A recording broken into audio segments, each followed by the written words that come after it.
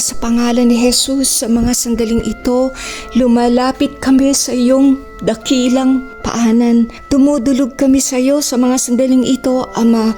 Inaangkin namin, tinatayuan namin, dinideklara namin, sinasang-ayunan namin ang mga salitang sinabi mo na. Panginoon, tinatayuan namin ito at inaangkin namin ang bawat salita mo na binanggit mo patungkol sa aming kagalingan. Sinabi mo sa iyong salita sa Exodus 15 verse 26 na ikaw ang aming Diyos na nagpapagaling. Dinideklara namin Isaiah 53:4 and 5. Kinuha mo ang aming mga kasalanan. Kinuha mo ang aming mga karamdaman. Mga awit 34:19, marami ang kadalamhatian ng matuwid ngunit iniligtas ng Panginoon sa lahat. Tinatayuan namin ang katotohanan ito. Panginoon, hindi lamang inililigtas mo kami sa aming mga problema, sa aming mga suliranin, ngunit inililigtas mo rin kami sa mga karamdaman na nasa aming katawan. Panginoon, salamat sa katotohanan ng salita mo. Sinasang-ayunan namin ang sinabi mo sa unang Pedro, kabanatang 2:24, ikaw ay pinako sa krus at ikaw ay naging sumpa para sa amin.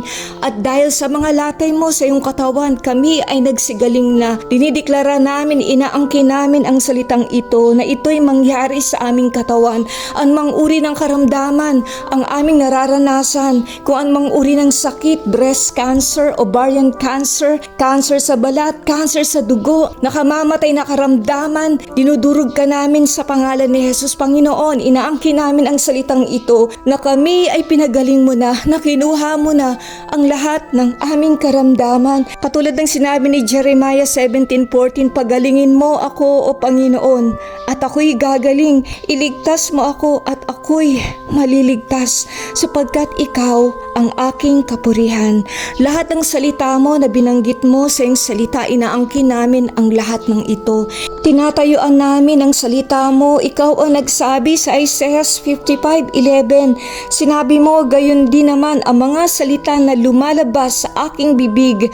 Ang mga ito ay hindi babalik sa akin na walang katuturan. Tutuparin nito ang aking mga balak at magtatagumpay sa layunin nito.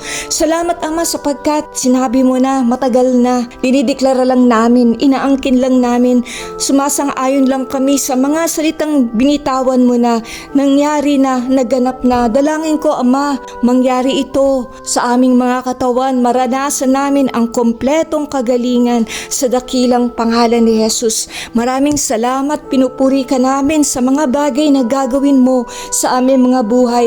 Maraming salamat sa iyo, gawin mo kaming patotoo upang sa ganun, Panginoon, matapang naming maihayag, maibahagi sa mga tao na dumadanas sa mga matitinding karamdaman. Masabi namin sa kanila ng aming Diyos na pinaglilingkuran ay Diyos nagpapagaling, sapagkat pinagaling niya ang aming mga karamdaman. Salamat, Panginoon.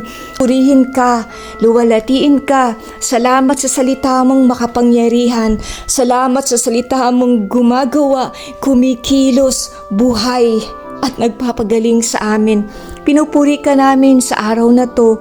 Itinataas namin ang dakila mong pangalan sa pangalan ni Jesus. Amen.